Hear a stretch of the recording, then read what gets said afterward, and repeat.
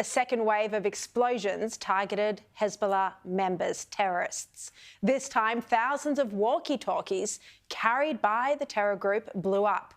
It's been reported that it killed at least 20 people, although there are senior figures who are speculating that the true figure is much higher, and Hezbollah isn't being transparent about this.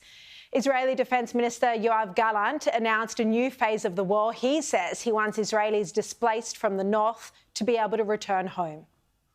I appreciate that we are at the beginning of a new era in this war and we need to adapt ourselves. This is true for everyone, certainly for those who are in the air or control what is in the air, because the position here is stronger. So that will be the strategy now moving forward, with resources shifting to the north of Israel. There are also unconfirmed reports that the original pager attack was brought forward over concerns that Hezbollah had uncovered the operation or had become suspicious about their devices. As I say, those are unconfirmed reports. And now journalists have started to trace the pathway of the pagers from Taiwan to Lebanon in an effort to work out when and where they were intercepted, presumably by Mossad. There's mystery now around the manufacturer of the pagers, BAC Consulting, located in Budapest. The business address listed seems to be a front. It's only used, reportedly, as a postal address. Now, for more on this incredible operation, I'm joined by Deakin University Global Islamic Politics Chair, Professor Greg Barton. Welcome to the program. Now, Professor, 5 months ago, Hezbollah leader Nasrallah first told members to stop using their mobile phones. So do you think this is when the planning of this attack, presumably by Mossad, first began? Yeah, Sharia, it certainly goes back early in the year. That most significant speech from Hassan Nasrallah was in February. He said, if you're worried about Israeli spies, the Israeli spies in your pocket, it's your mobile phone, get rid of them. We can't use mobile phones. They've got into our network. They can geolocate you. They can record your conversations. So that was February, and apparently these pages came in a batch 5 months ago, so they would have put out an order and tried to organise it so they could make that switch.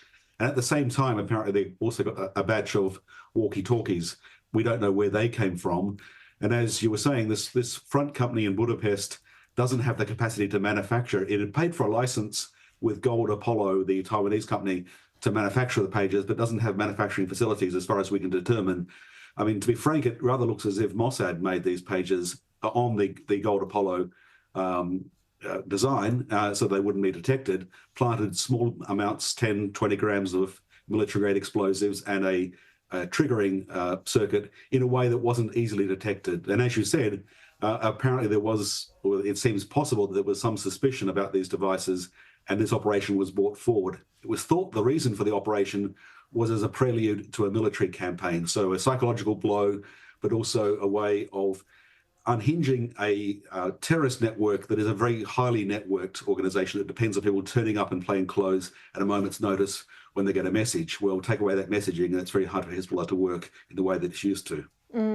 What does it say when we hear that the Iranian envoy had a Hezbollah pager? What does that say about the Iranian envoy's links to Hezbollah?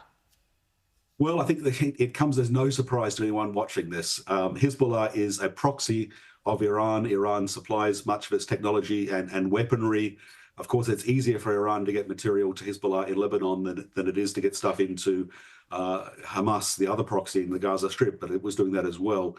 So really comes as no surprise, but it is a very public confirmation that this is, as much as anything, a proxy war involving Iran and Hezbollah as a proxy force. That's not to say that Lebanese politics don't count for anything and that Hezbollah doesn't make its own choices, but Iran, Tehran is certainly standing there in the background and will play a key role in what happens next. I read a report today that at one funeral in Beirut, attendees were asked to turn off their phones and actually take out the batteries. So apart from the terrorists that it has already injured or killed, it shows that this attack definitely has an ongoing psychological element to it. You know, they're all paranoid now. They don't feel safe. Yeah, this was a PSYOPs operation as much as anything. It was a major intelligence espionage breakthrough. Hezbollah is compromised, so that's embarrassing, but also deeply destabilizing for them. And then the fact that they don't know which devices have been compromised means they can't rely on any of their communication devices, any of their electronics. And of course, you know, in the modern age, digital technology is everywhere. So we're getting unconfirmed reports that apart from the walkie-talkies, there are other electronic devices blowing up today in Lebanon. So that is very destabilizing. And the people of Lebanon, you know, many who don't like Hezbollah, don't support Hezbollah, have living through hell on earth when it comes to a failing economy, failing politics. And this just adds to their sense of you know, a hopelessness. So that it plays against Hezbollah's power. I mean, it may have the perverse effect of actually having a rally around the flag effect and giving some support for an unpopular group, Hezbollah, but let's hope that's not the case. Yeah, definitely. Just before you go, how humiliating is this for Hezbollah? It's deeply humiliating. So there is that loss of face, the sense that they've got to do something to stand up. But it's also more than just an embarrassment. They've got people in their ranks who are compromised, and there's going to be an awful witch hunt. And of course, those witch hunts often go badly wrong. So it's likely to have an impact way beyond, you know, there may be a handful of middle-ranking senior people compromised.